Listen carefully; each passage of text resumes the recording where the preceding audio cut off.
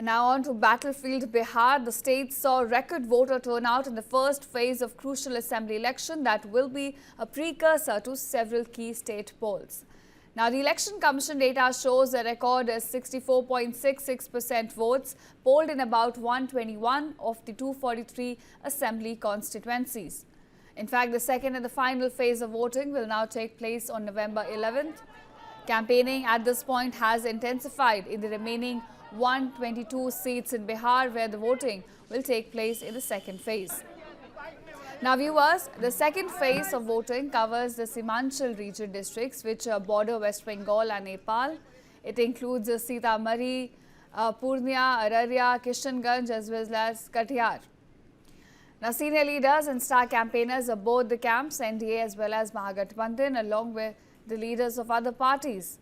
At this point, they're trying their last attempt to woo the voters on the ground. NDA's star campaigner Prime Minister Modi will be in Bihar today, in fact, where he will be campaigning in Sitamarhi and Betia.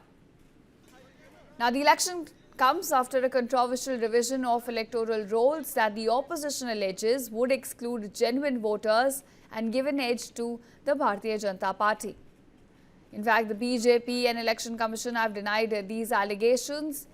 And the first phase, amid all of these allegations, witnessed a record voter turnout in the state of Bihar.